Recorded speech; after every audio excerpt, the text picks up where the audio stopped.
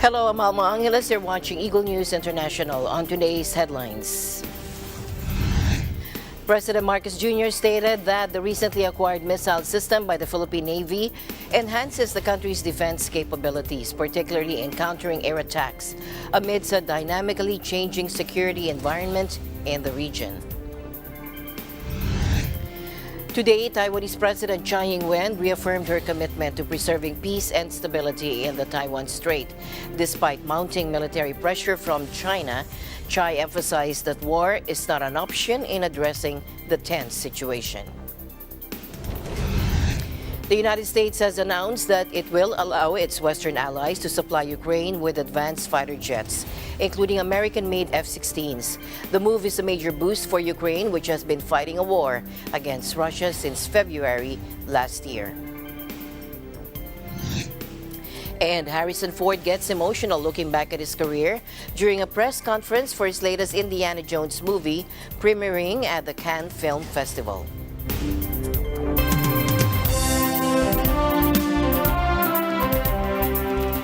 First in our news, President Marcos Jr. stated that the recently acquired missile system by the Philippine Navy enhances the country's defense capabilities, particularly in countering air attacks. This amidst a dynamically changing security environment in the region. The president also reiterated the government's commitment to modernizing the military. He said that the modernization program is necessary to ensure that the Philippines has the capabilities to defend itself against any threats. Let's listen in. With the fluid security situation in our region, it is imperative that the armed forces of the Philippines, and of course the Navy, is substantially equipped, trained, and always on alert to respond to any and all exigencies that may confront our nation. It is for this prime reason that we exert a continuous effort to strengthen the capacity of our armed forces. Through strategic acquisitions and asset upgrading, we provide our armed forces with the wherewithal to be more effective in its solemn and sworn duty to defend our people and territory and advance Philippine national interest. This is our first anti-air missile capability, and previously we did not have this type of weapon, but slowly, because of our modernization program, we are acquiring this cutting-edge technology at par with the other navies in the world.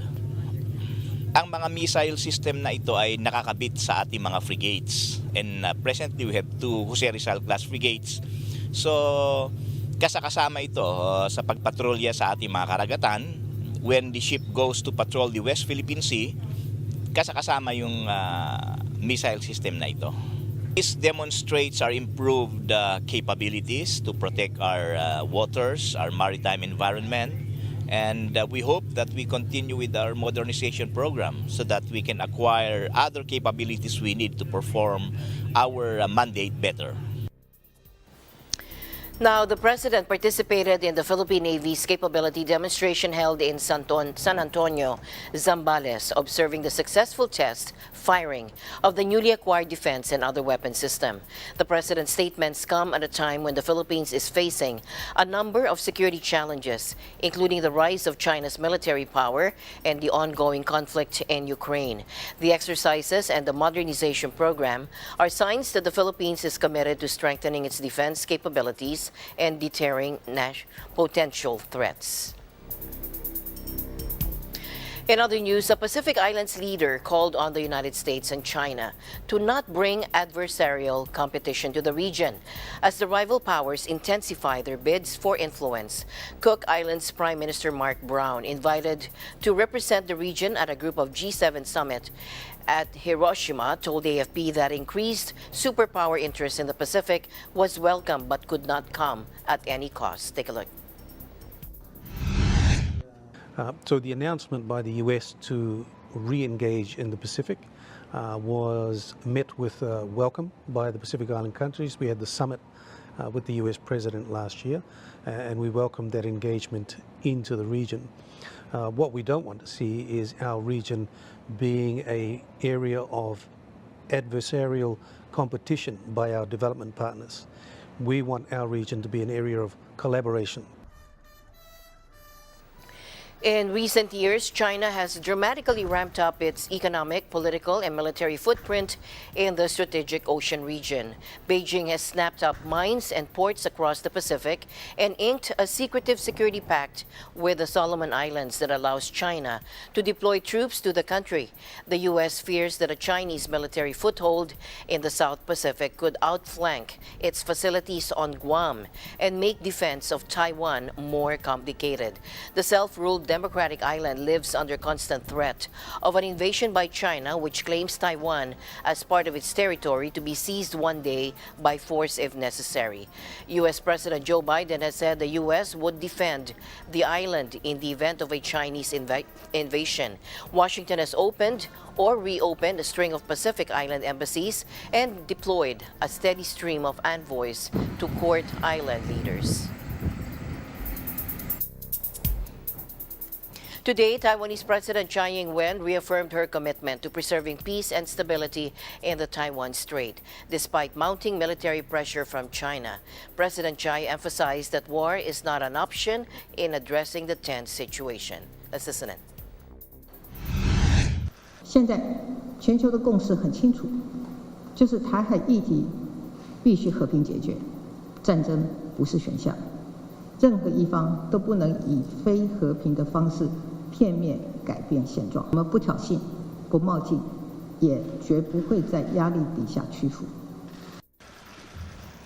Throughout her 2 terms as president, Taiwan, a self-governing island, has experienced increased incursions by Chinese warplanes and ships. China asserts its territorial claim over Taiwan and has not ruled out using force to achieve reunification. During the G7 summit in Hiroshima, Japanese Prime Minister Fumio Kishida announced that the leaders of the Group of 7 or G7 countries affirmed their commitment to pursuing a peaceful resolution to issues concerning Taiwan. President Tsai highlighted that Taiwan officials are currently engaged in discussions with the administration of U.S. President Joe Biden regarding the provisions of $500 million worth of weapons aid to Taiwan. U.S. health officials announced that an atypical case of mad cow disease, also known as bovine spongiform encephalopathy, or BSE, has been detected in a beef cow at a slaughter plant in South Carolina. In a statement released on Friday, the U.S. Department of Agriculture assured that the animal never entered the food supply chain and posed no risk to human health or the safety of the food supply in the country. The agency emphasized that the U.S. has a negligible risk status for bovine spongiform encephalopathy, commonly known as mad cow disease, and expects no trade impacts due to this finding. It is worth noting that BSE is associated with a fatal human condition known as Creutzfeldt-Jakob disease.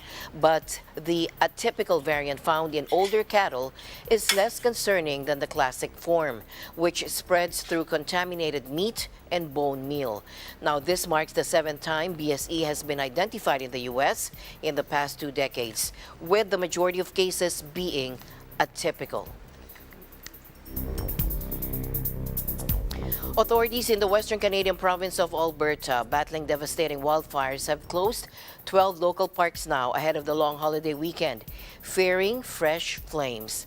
Alberta has declared a state of emergency and asked for foreign aid, with more than 800,000 hectares of land destroyed in fires and thousands of people evacuated since the beginning of this month. Thomas I. Likeness for the report. The call for other countries to help out came from Canada's Public Safety Minister Bill Blair. Blair is asking the U.S., Mexico, Australia, and New Zealand to send what help they can. The fires began burning in the oil-producing province of Alberta. Since then, they've spread to neighboring British Columbia and Saskatchewan. There are 91 wildfires in the forest protection area of Alberta. 27 of those are out of control. So far this year, we've responded to 485 wildfires, burning more than 728,000 hectares. Winds have weakened today across most of the province, and temperatures are near normal for this time of year. But things will start to change tomorrow. It will get hotter and drier as we head to the weekend, and as we've seen, that can lead to more active wildfire behavior. On Wednesday, a smoky haze blocked out the sun in many parts of Alberta. People were told to avoid being outdoors because poor air quality posed a health risk. This support is critical to those Albertans who are facing immeasurable stress and uncertainty from these wildfires. Unfortunately, the hot and dry weather continues and the conditions for wildfires remain extremely volatile. The fire danger is extreme in the northern part of Alberta, with hot, dry, windy conditions expected to persist in the coming days. Our number one priority is that we fight these fires and we deal with the extreme fire conditions in order to protect human lives. It's important that we are all doing our part to support these efforts. That includes being mindful of the fire risks that are upcoming this long weekend as temperatures are expected to climb again. It will be critical to avoid any activities that might start new fires or make the current situation worse. Smoke also continues to be an issue affecting air quality and visibility right throughout Alberta. A special air quality statement remains in place for most of the province, with many areas still sitting above 10 on the air quality index. Keep in mind that a number of 10 or higher indicates extremely poor air quality. Forests are tinder dry from high temperatures and a lack of rain. Strong winds are spreading the flames, and lightning strikes could spark even more blazes. As the region gets ready to celebrate a holiday weekend, a weekend that marks the beginning of the summer camping season, plans for outdoor activities will likely be scaled back. There's a ban on campfires, and with smoke-filled air and fires burning near many parks, people will likely opt to stay home. Thomas I. Lightness, Eagle News, Edmonton, Canada. We live in extraordinary times. In western Spain, a wildfire has ravaged some 3,000 hectares of forest and scrubland and forced the evacuation of 700 people from several villages. Take a look. La verdad, porque llevamos fuera desde ayer, desde esta madrugada sobre las 4:30 aproximadamente. Nos avisaron rápido, pusieron un bando para que la gente saliese rápido, evacuaron desde la plaza hacia abajo y a partir de ahí nada, nos evacuaron a Moraleja, pero fatal. O sea, hemos venido ahora para ver si había mejorado la cosa, pero resulta que ha ido peor. Así que la verdad es que la gente está bastante mal. Local authorities blame arson for the blaze, which broke out on Wednesday near the village of Piño Franqueado in the sparsely populated region of Extremadura, bordering Portugal. Spain, which is experiencing long-term drought after 3 years of below-average rainfall, has already experienced multiple wildfires this year. The drought was made worse by an unusually early heat wave at the end of April that brought exceptionally high temperatures normally only seen in summer across much of the country. The mercury hit 38.8 degrees Celsius or 101.8 degrees Fahrenheit in the southern city of Granada on April 27, the hottest temperature ever recorded in mainland Spain during that month. Hanging from helicopters, firefighters evacuating people from their homes in flooded-stricken parts of Italy as the death toll rises to 14, according to local authorities. Take a look. Now, more than 20 rivers burst their banks in Italy, and it forced thousands from their homes after 6 months' worth of rainfall fell in a day and a half. The recent floods in Italy have caused widespread damage and loss of life. Many are warning that the country needs a national plan to respond to the effects of climate change.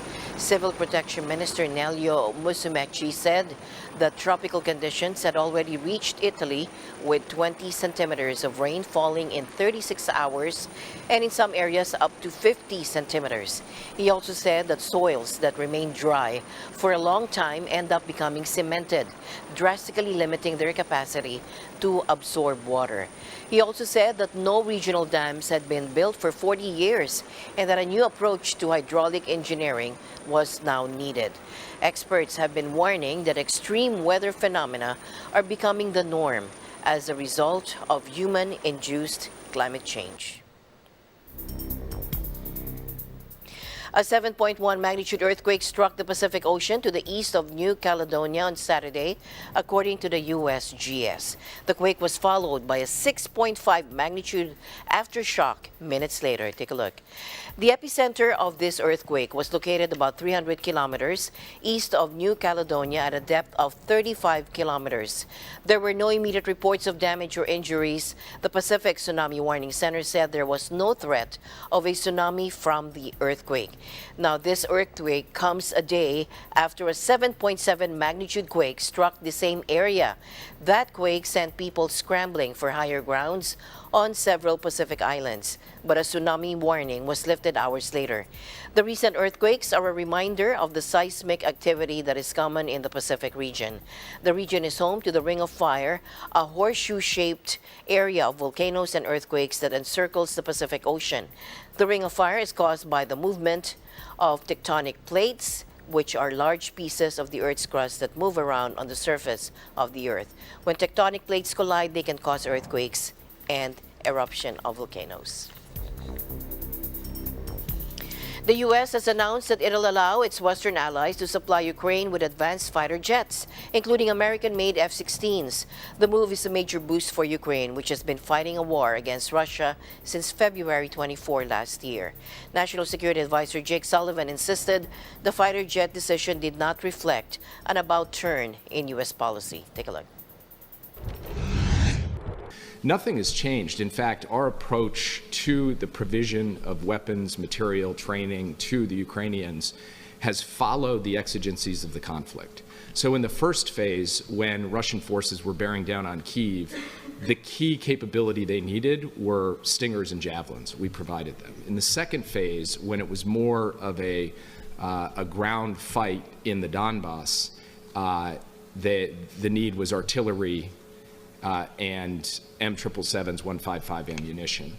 As the fight has evolved, the capabilities that we have provided Ukraine have evolved. And what the president was really getting at back in February is that we were in the midst of a massive effort to ensure that Ukraine would have what it needed to be able to launch this counteroffensive this summer.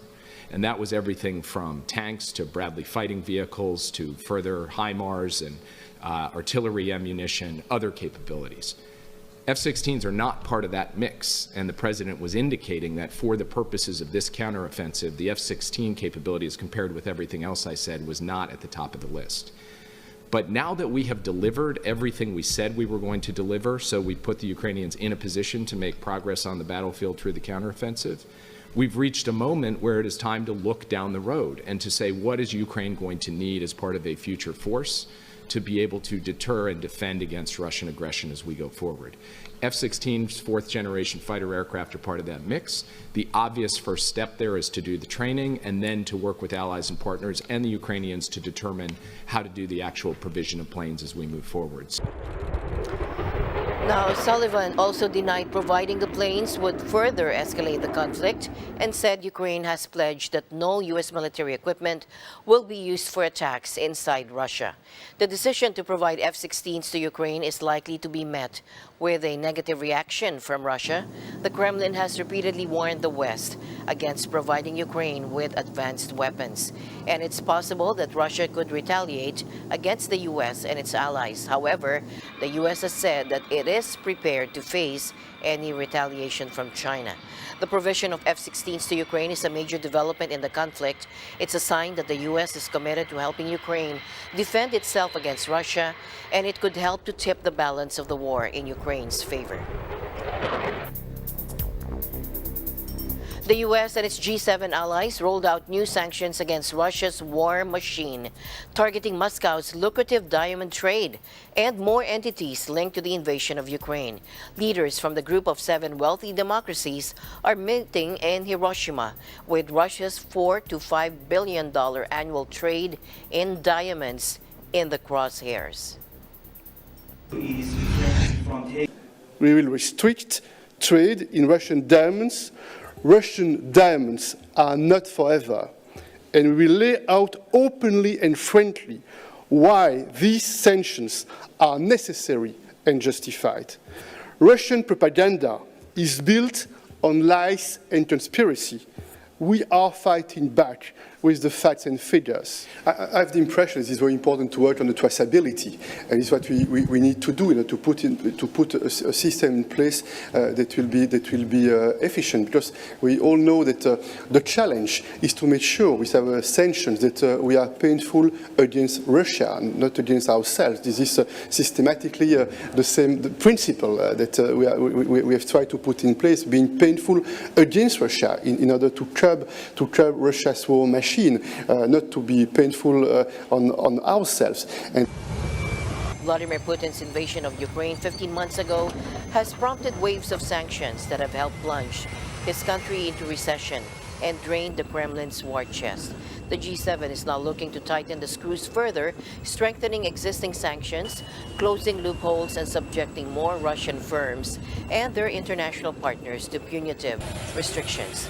EU member state Belgium is moving the largest wholesale buyers of Russian diamonds, along with India and the United Arab Emirates. The United States is a major end market for the finished product. And as the G7 countries meet in Hiroshima, possible sanctions against Russia, against Russian diamond imports, as we heard there, are now on the table. And according to Cohen van den Bemt, professor of economics and diamond trade specialist, this measure will have little impact on Russia. Take a look. Diamonds. But once a rough diamond is polished, it's very difficult to decide or to determine the origin of the diamond. And as such, this is one of the loopholes, which I think if you want to have effective sanctions in place, you need to close. And that's not an easy one. Are they effective? Yeah. So what will happen basically is probably they will not pass through Antwerp anymore. This large trade will just move to Dubai, and from Dubai to India or directly to India. Typically countries, yes, that will not and probably never impose sanctions on Russia. So once they are polished in India, yeah, it will be very difficult to see that or to determine the origin of this diamond. So what we need basically, and that's something I've not seen yet, is that there is an effective sanction imposed that ensures traceability. And I really think the only possibility is a technological solution, but that technology solution, I mean, it's far from being implemented. It's not something which is on the shelf you can put everywhere and then check on these diamonds.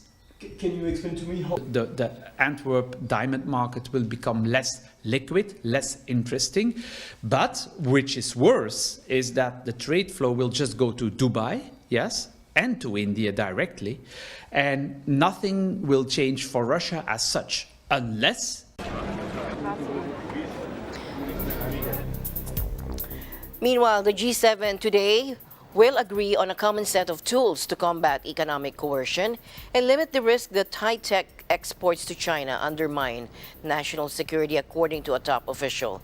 National Security Advisor Jake Sullivan told reporters at the G7 summit in Hiroshima that the measures will focus on more resilient supply chains for G7 countries, which rely heavily on China in some sectors. Now, turning to today, a big focus of today will be on economic security. The G7 leaders will outline a common set of tools to address concerns that each of our countries face, including from economic coercion and from efforts at the intersection of technology and national security to undermine our collective interests and our collective security.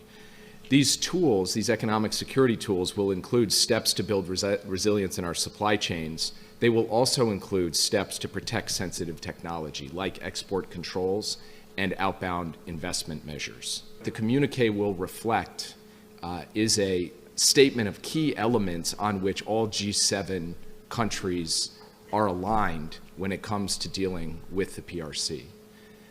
The communique will note that each country has its own independent relationship and approach, but we are united and aligned around a set of common elements, and it will walk through those elements.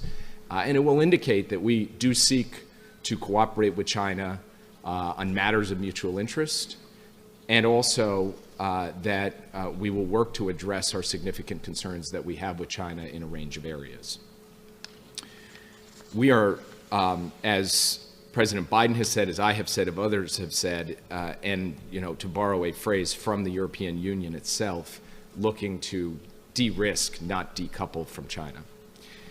As heavy fighting continues across Sudan, UN humanitarians warned that more than 1 million people have now been forced to flee for their lives. A wave of deadly attacks has also targeted West Darfur's capital, El Geneina, in recent days, while the UN World Health Organization said that more than 700 people had been killed, nearly 5,300 injured nationwide after 5 weeks of clashes. From the UN Refugee Agency UNHCR, spokesperson Matthew Saltmarsh described the horrendous fighting on the ground with shelling and bombing attacks. Take a look. Over a month since the fighting have started, we're making an urgent appeal for the safety of civilians and to allow humanitarian aid to move into Sudan, as we continue to scale up our response for the over 1 million people who have now been recorded as displaced within Sudan or to neighboring countries. Overall, 5,287 injuries, 705 deaths. Khartoum State, 3,254 injuries, 203 deaths. Over 843,000 people have been internally displaced within the country, according to the IOM, with neighbouring governments and UNHCR having recorded almost 250,000 crossing borders today. The numbers of those fleeing to Egypt, which is the largest host, are rapidly increasing. And with partners, we estimate that the numbers currently are around 5,000 every day arrivals. That makes a total of almost 110,000 Sudanese who have entered the country, according to the government. Now, under the accord reached in Saudi Arabia over a week ago, Sudan's National Army and rival RSF militia agreed to allow trapped civilians to leave combat zones and allow humanitarian aid to enter.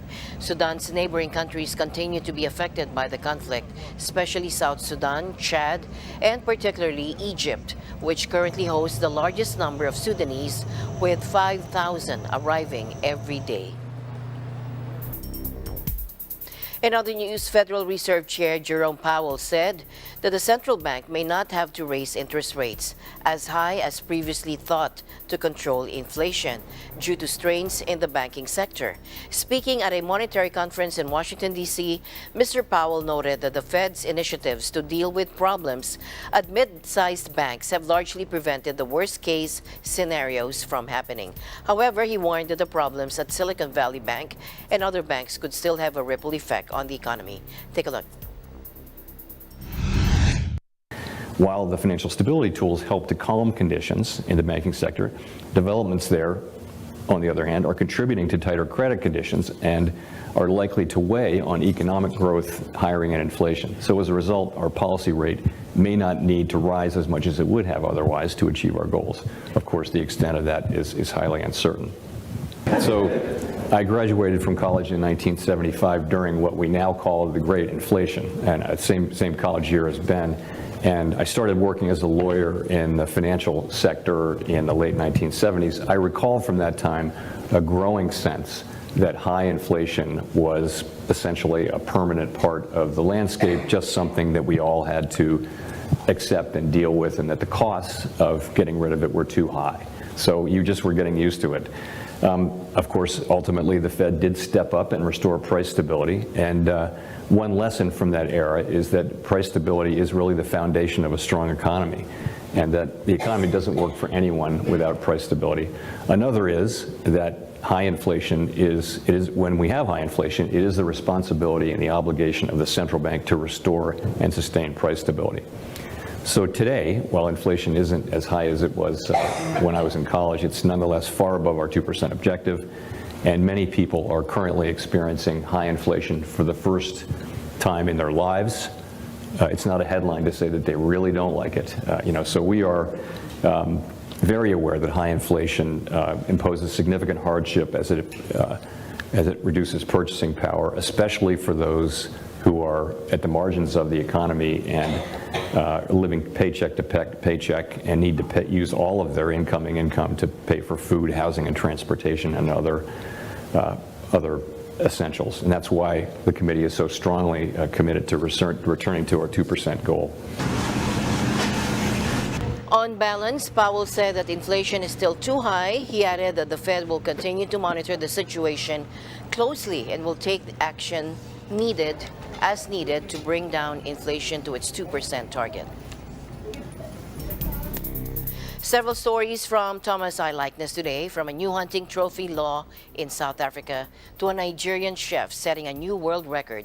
These and more on Correspondent at Large.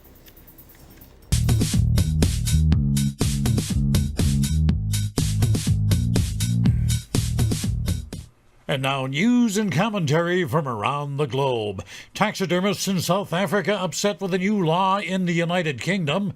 It bans the import of hunting trophies.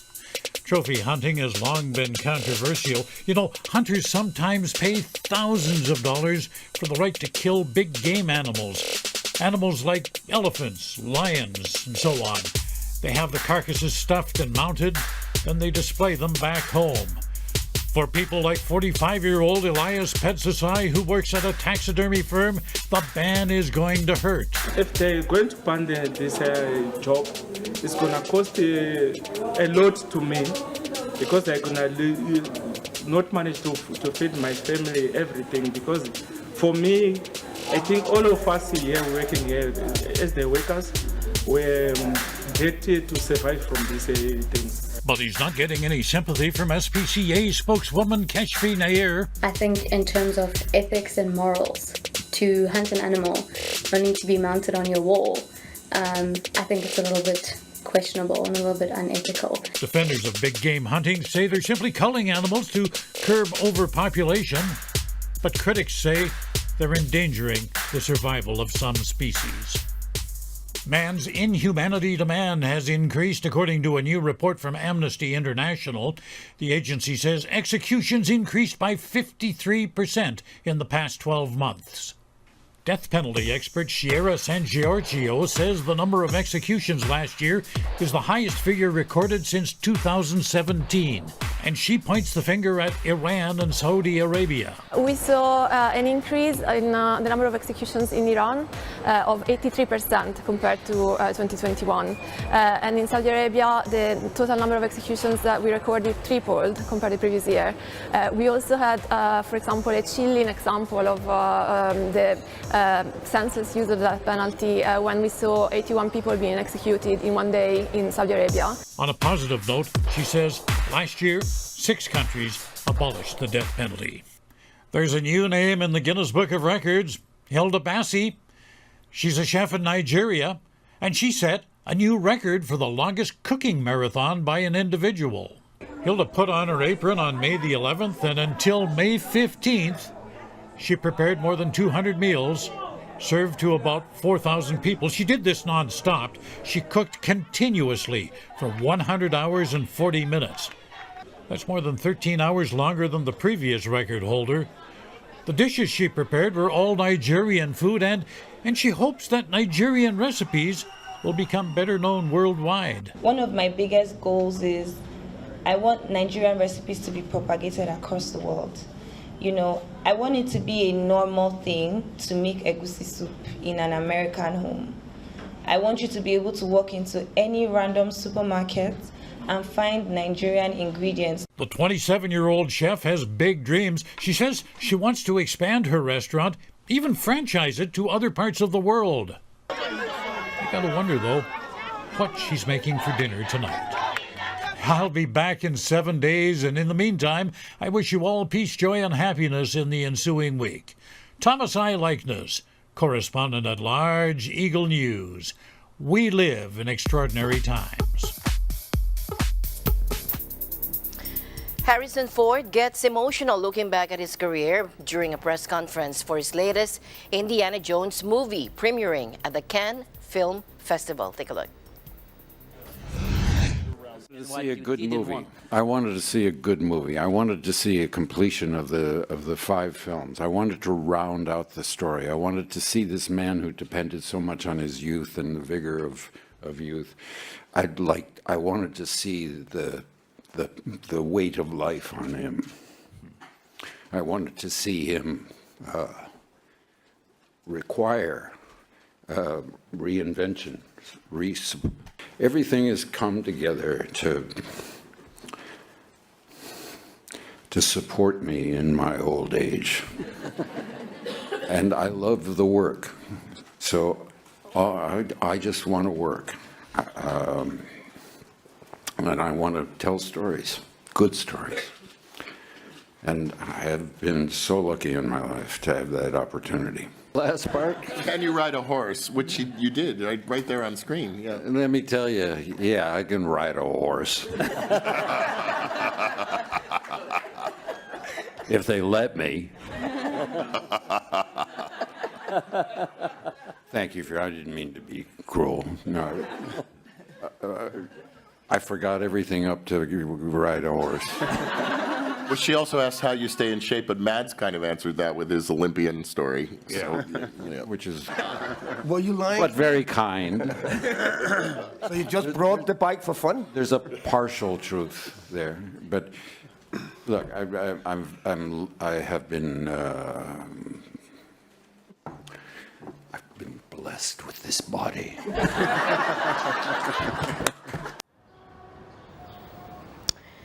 Now, Indiana Jones and the Dial of Destiny sees the archaeologists defy age with special effects and fight off Nazis from Manhattan to Sicily. But he struggled against critics in Cannes on Friday. Ford, who has vowed this will be the last time he dons the famous fedora, showed a rare bit of emotion when the Cannes Film Festival presented him with an honorary Palme d'Or on stage the previous night ahead of this premiere. The fifth outing has Ford joined by Phoebe Waller-Bridge as his witty and more sprightly sidekick, with Mads Mikkelsen as a villainous Nazi scientist.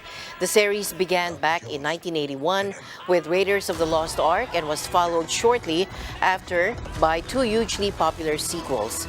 A dial that could change the course of history. Why are you chasing the thing that drove your father crazy? Don't move. We need to get out of here. Stop! Sorry. Helena! Dr. Jones, get him.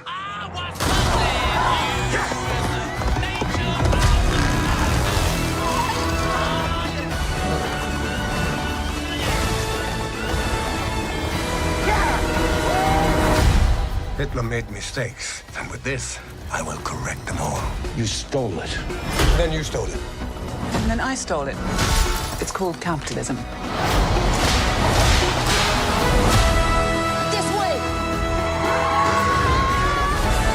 Fasten your seatbelt. There might be some turbulence. You've taken your chances, made your mistakes, and now a final triumph. Your father. Sorry! But I've been looking for this all my life.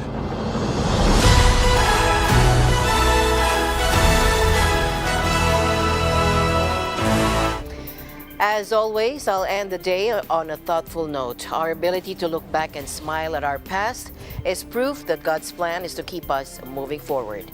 This has been Eagle News International. I'm Alma Angela. Stay alert, stay informed, because we live in extraordinary times. Good night.